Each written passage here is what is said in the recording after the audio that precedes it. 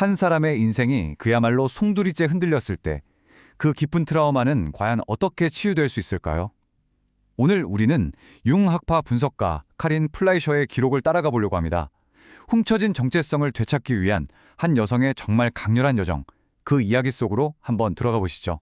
모든 이야기의 시작은 1980년대, 바로 이 끔찍한 순간이었습니다. 자신의 뿌리를 기억하려 했던 아주 작은 행동이 상상할 수 없는 폭력으로 돌아왔죠. 이 기억은 한 소녀가 진짜 자신을 찾아 떠나는 수십 년에 걸친 여정의 출발점이 됩니다. 자, 이야기의 주인공, 우리가 베라라고 부를 이 소녀는요, 아르헨티나 군부 독재 시절을 살고 있었습니다. 바로 어머니가 어느 날 갑자기 실종되었던 그런 시대였죠. 맞고 난 뒤 무슨 일이냐는 질문에 베라는 거짓말을 해야만 했습니다. 자전거에서 넘어졌어요 라고요. 바로 이 순간 그녀의 내면은 깊게 쪼개지기 시작합니다. 국가가 강요하는 공식적인 이야기와 자신의 몸이 생생하게 기억하는 진실 사이에 거대한 틈이 생긴 거죠. 그런데 베라가 겪은 이 고통은요, 단순히 한 개인의 비극에서 그치지 않았습니다.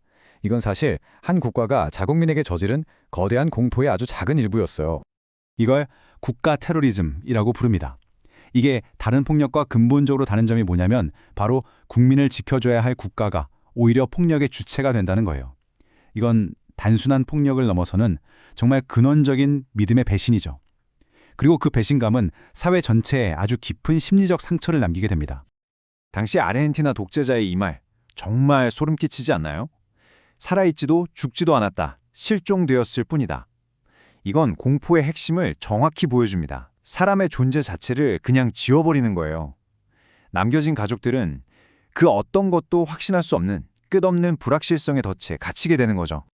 그래서 멈춰버린 애도가 시작됩니다.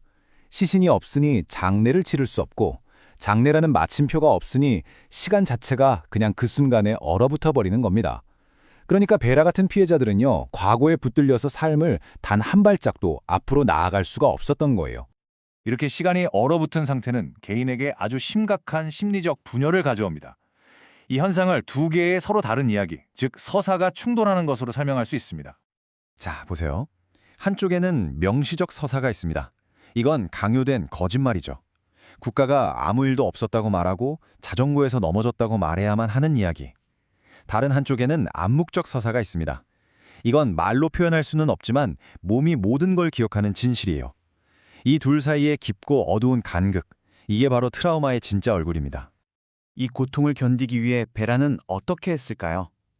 마음이 몸으로부터 분리되는 법을 배운 겁니다. 일종의 해리 상태죠. 그 사람이 때릴 때마다 더는 고통을 느끼지 않게 되었다. 이건 살아남기 위한 처절한 방어기제였지만 수십 년간 그녀의 삶을 올가매게 됩니다. 말이 진실을 담을 수 없을 때 이 깊은 간극을 어떻게 메울 수 있을까요? 놀랍게도 그 해답은 외면했던 바로 그곳, 몸 그 자체에 있었습니다. 위대한 심리학자 칼 융이 이런 말을 했죠. 자기의 상징들은 몸의 깊은 곳에서 피어난다. 우리의 가장 깊은 진실은 머릿속 생각에만 있는 게 아니라 우리 몸속에 고스란히 암호처럼 저장되어 있다는 뜻입니다. 그래서 최화된 적극적 상상이라는 기법을 사용합니다. 이게 뭐냐면요, 쉽게 말해서 머리가 아닌 몸의 언어에 귀를 기울이는 거예요. 먼저 조용히 내면에 집중하고 몸에서 어떤 충동이나 움직임이 일어나길 기다립니다. 그리고 그 미세한 움직임을 그냥 따라가는 거죠. 그러다 보면 말로는 절대 표현할 수 없었던 기억들이 비로소 몸을 통해 모습을 드러내기 시작합니다. 그리고 베라의 치료 과정에서 바로 이 기법이 얼마나 강력한 힘을 가졌는지 보여주는 정말 결정적인 순간이 찾아옵니다. 모든 것은 바람과 함께 시작됐어요. 어느 날 세션 중에 베라는 갑자기 바람의 존재를 느낍니다. 그러자 온몸이 걷잡을 수 없이 떨리기 시작했죠. 이건 그냥 단순한 몸의 반응이 아니었어요. 그녀의 몸이 공포의 가장 깊은 핵에 가닿고 있다는 신호였습니다.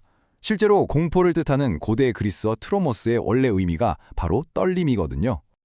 베라는 그 떨림을 억누르지 않고 몸이 이끄는 대로 움직였습니다. 방을 가로질러 분석가의 발 근처에 손이 닿을 때까지요. 이건 의식적인 행동이 아니었어요. 어린 시절 송두리째 빼앗겼던 안전함과 가까움을 향한 그녀의 무의식적인 탐색이었던 거죠.